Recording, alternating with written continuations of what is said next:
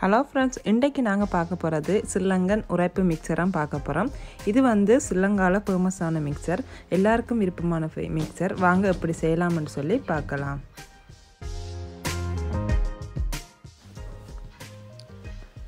இப்போ நாங்க தேவையான பொருட்கள் எடுத்தாச்சு. இனி நாங்க எப்படி செய்யலாம்னு சொல்லி பார்க்கலாம்.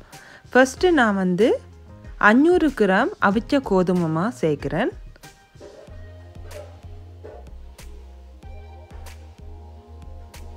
அதுக்கப்புறம் 1 கிலோ கடலை மாவு சேர்க்கிறேன்.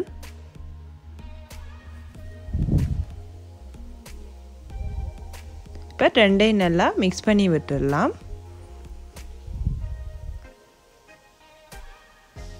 1 கிலோ இப்போ நார்மலாக நீங்கள் ஒன்றுக்கு அரை பங்கு மாதிரி செஞ்சீங்கன்னா சரி. 1 கிலோ கடலை மாவுக்கு அரை கிலோ அவிச்ச கோதுமை மாவு சேர்க்கணும். இனி நாங்கள் உப்பு தேவையான அளவு சேர்த்துக்கொள்ளலாம். இப்போ வந்து கொஞ்சமாக சேர்த்துட்டு நீங்கள் பிறகு தேவையான அளவு சேர்த்துக்கொள்ளுங்க. அடுத்து வந்து தனி மிளகாத்தூள் வந்து சேர்த்துக்கொள்ளுங்க. கரைக்கு போடுற தூள் இல்லை, நார்மலாக தனி மிளகாய் வந்து அடிச்சிட்டு சேர்த்துக்கொள்ளுங்க. இப்போ வந்து கொஞ்சமாக சேருங்க, ஏனெண்டா பிறகு வந்து உங்களுக்கு முறுக்கு அந்த மிக்சருக்குரிய முறுக்கு வந்து கருக்க பார்க்கும். அதால் அடுத்து நான் வந்து சோம்பு போட்டுக்கொள்கிறேன்.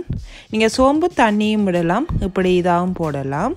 நான் வந்து ஃப்ரெஷ்ஷாக அப்படியே போட்டிருக்கேன். அடுத்து வந்து தண்ணி சேர்த்துக்கொள்கிறேன். 1/2 லிட்டர் தண்ணி சேர்த்துக்கொள்கிறேன்.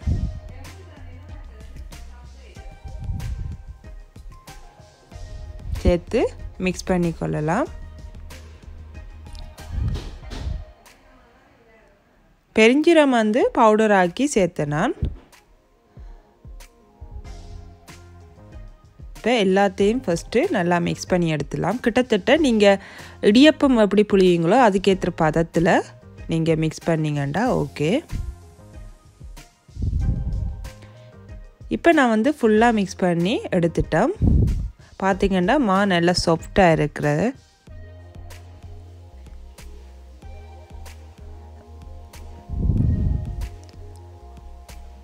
இனி நான் வந்து எண்ணெய் வந்து சூடாக வச்சுருக்கேன். கொஞ்சம் கூட எண்ணெய் வந்து சட்டியில் விடுங்க. நான் இடியப்பம் புளிகிற இதிலேயே அச்சு போட்டு புளிஞ்சு எடுக்க போகிறோம்.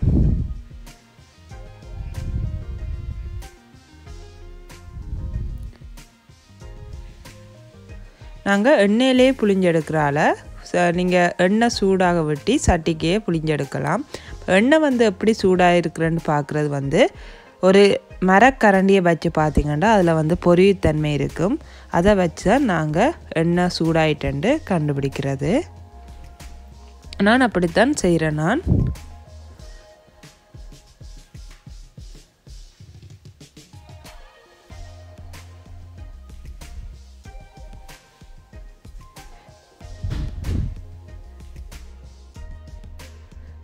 இந்த வீடியோ வந்து நான் ரெக்கார்டிங்காக செய்கிறேன்டா. இந்த வீடியோ செய்யும்போது நிறைய டிவி சத்தம், அடுத்து வந்து ஃபேன் சத்தம் இருந்தால் அதால் வந்து நான் ரெக்கார்டிங் செய்கிறேன். ஏற்கனவே வீடியோ மிக்சர் செஞ்சுட்டு பிறகு நான் வந்து சவுண்ட் கொடுக்குறேன். இது நான் வந்து ஃபஸ்ட்டு ஒரு பெரிய அச்சு போட்டு செஞ்சு பார்த்தேன். நான் அது வந்து பெரிய முறுக்க வந்தால் இப்போ அடுத்த சின்ன அச்சு போட்டு அடுத்த பகுதியை நான் செய்ய போகிறேன். ஃபர்ஸ்ட் நான் வந்து சாம்பிளுக்கு செஞ்சு பார்த்தேன். நான்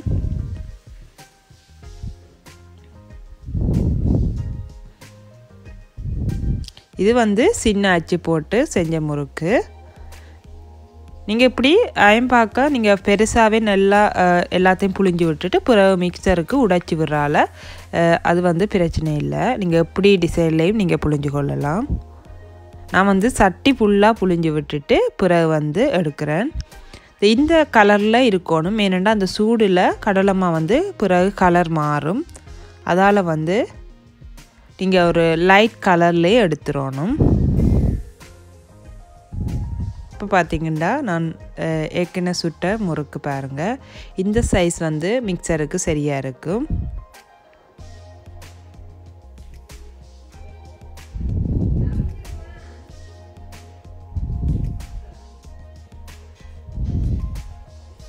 மெயினாக நீங்கள் அந்த கலரை வந்து நீங்கள் பார்த்தீங்கன்னா சரி. அடுத்து வந்து கஜுக்கள் வந்து பொரிக்க போகிறேன். கஜு வந்து நான் ஒரு 1/2 கிலோ வந்து எடுத்திருக்கேன். இப்போ எல்லாம் வந்து சேர்த்து பொரிச்செடுக்க போகிறோம். கஜு கச்சான் வந்து நல்லா உண்டனவே போடுங்க. அப்போ தான் அந்த மிக்சரை டேஸ்ட் வந்து என்ன நல்லா இருக்கும். இது ஒரு 1/2 கிலோலேருந்து 750 கிலோகிராம் வரைக்கும் வரும். இப்போ கஜு வந்து லைட் ப்ரௌன் வர வரைக்கும் நல்லா பொரிச்சு எடுத்துருங்க. இப்போ நான் அந்த முறுக்கு பொரிச்ச எண்ணெயிலேயே எல்லாம் பொரிச்சு எடுக்கிறேன். ஏற்கனவே எல்லாத்தையும் வந்து பொரித்த பிறகு தான் இந்த உங்களுக்கு கஜுவை வந்து நாங்கள் பொரிச்சு எடுக்க போகிறோம்.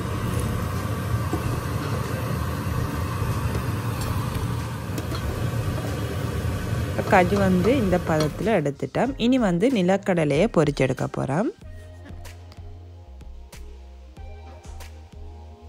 நிலக்கடை வந்து நீங்கள் கோது உடைக்க தேவையில்லை. கோதோடையே நீங்கள் போட்டுக்கொள்ளலாம்.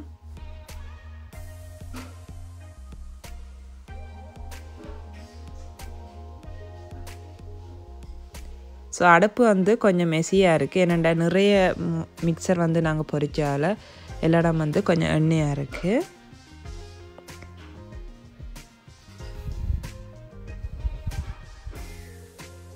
இப்போ கச்சானம் வந்து நீங்கள் இப்போ பொரிச்சிட்டு ஒன்று எடுத்து சாப்பிட்டு பார்த்தீங்கன்னா நல்லா நரண்டு இருக்கும்.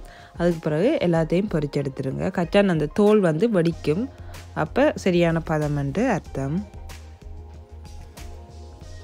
இப்போ வந்து கச்சானம் நாங்கள் பொரிச்சு எடுத்துட்டோம். அடுத்த வந்து உள்ளி வந்து இடித்து வச்சுருக்கேன். நான் 2 பூண்டு அந்த கொத்து வந்து எடுத்து வச்சுருக்கேன். ஸோ அவ்வளோத்தையும் வந்து பொரிச்செடுக்க போகிறேன்.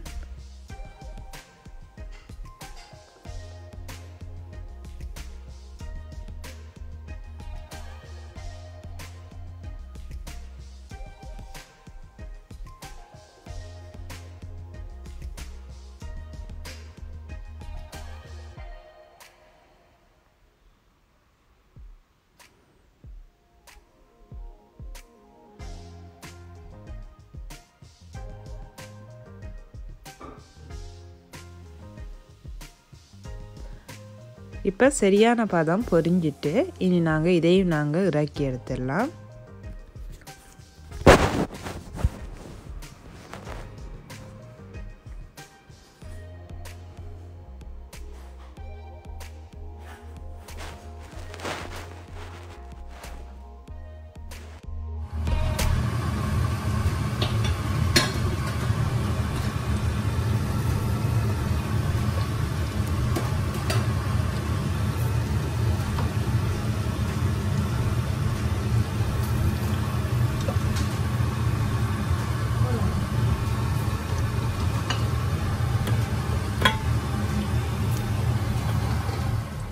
இப்போ நான் வந்து கடலைப்பருப்பு வந்து ஊற விட்டுருக்கேன். ஒரு 3 hours வந்து நல்லா ஊற விட்டுட்டு ஒரு வெட் டிஷ்யூ எல்லாட்டி வந்து நார்மலாக கிச்சன் டவலில் வந்து காய விட்டுட்டு பொரிச்செடுக்க போகிறேன்.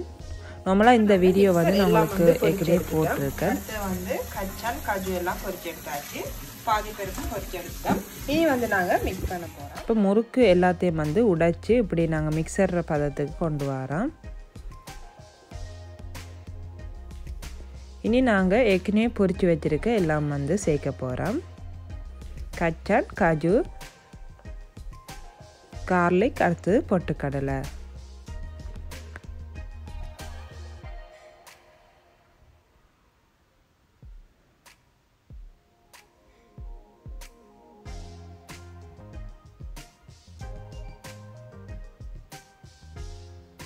இனி நாங்கள் தனி மிளகாத்தூள் வந்து சேர்க்குறோம். அதாவது கட்டைத்தூள் வந்து வறுத்த மிளகாத்தூள் வந்து சேர்க்குறோம். இது வந்து காரத்துக்கு ஏற்ற மாதிரி நீங்கள் சேர்த்துக்கொள்ளுங்க. எங்களை வீட்டில் எல்லோரும் நல்லா காரம் சாப்பிடணும். அப்போ நான் அதுக்கேற்ற மாதிரி சேர்த்துக்கொண்டிருக்கேன்.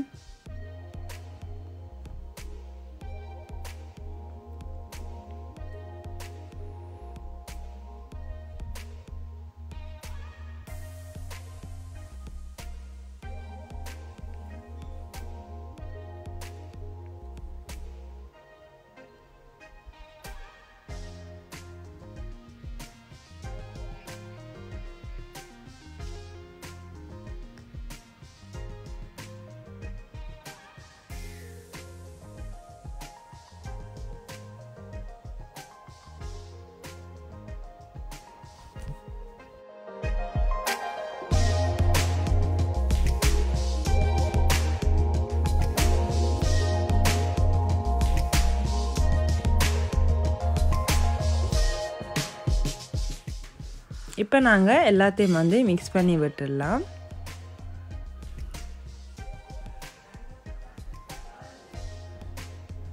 ஈவனாக வந்து நல்லா மிக்ஸ் பண்ணிங்கன்னா எல்லா பக்கமும் உரைப்பு அந்த கடலை எல்லாம் வந்து சேரும்.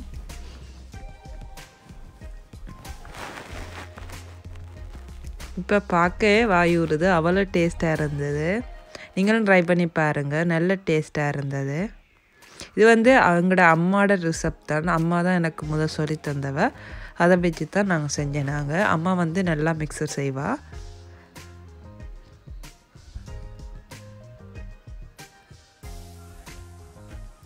இன்றைக்கு வந்து அம்மா இருத்தி வச்சுட்டு நாங்கள் செஞ்சு அம்மாவுக்கு கொடுத்தனாங்க. அம்மா சூப்பராக இருக்குன்னு சொன்னவ.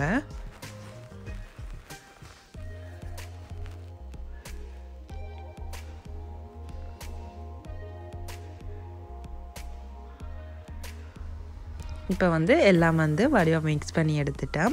இதை நீங்கள் பொட்டிலில் போட்டு வைக்கலாம். ஒரு மேக்ஸிமம் ஒரு 2 months அப்படி இருக்கும். கைவிடாமல் வச்சிங்கன்னா தேவையான அளவு உப்பும் வந்து சேர்த்துக்கொள்ளுங்க. பிறகு பார்த்துட்டு உங்கள்கிட்ட அயனமோட் இருந்தால் அயனமோட் சேர்த்துக்கொள்ளுங்க. நான் அயனமோட் வந்து கெல்ட்டி இல்லை, நாங்கள் வந்து அயனமோட் சேர்க்கிறே இல்லை, அதுக்கு பதிலாக உப்பு சேர்க்கிறோம். உங்களுக்கு அயனமோட் டேஸ்ட் விருப்பமாண்டா, கடையில் வாங்குற மாதிரி டேஸ்ட்டுண்டா அதை போட்டுக்கொள்ளுங்க. அது வந்து கெல்ட்டி இல்லாத நான் சேர்க்கலை. இப்போ நான் வந்து சாப்பிட்டு பார்க்குறேன், அவ்வளோ டேஸ்ட்டாக இருந்தது. நல்லா காரமாக அந்த கச்சான் முறுக்கு அந்த காஜு எல்லாம் சேர்ந்து நல்ல டேஸ்ட்டாக இருந்தது. பிறகு என்ன செஞ்ச வேண்டாம், பிளம்பஸ் வந்து கொஞ்சம் இருந்தது, அதையும் பொரித்து போட்டு நாங்கள் இது உங்களுக்கு விருப்பம் வேண்டாம் சேர்த்துக்கொள்ளுங்க, எல்லாத்தையும் விடலாம். உண்மையிலேயே நல்ல டேஸ்ட்டாக இருந்தது. நீங்களும் ட்ரை பண்ணி பாருங்கள். ட்ரை பண்ணிவிட்டு எனக்கு கமெண்டில் வந்து தெரியப்படுத்துங்க. இதே மாதிரி இன்னொரு இன்ட்ரெஸ்டிங்கான வீடியோ இல்லை ரெசிபியோட மேக்கப் டியூட்டோரியலோட உங்களை சந்திக்கிறேன். அது வரைக்கும் பிரேமிகா. பாய்.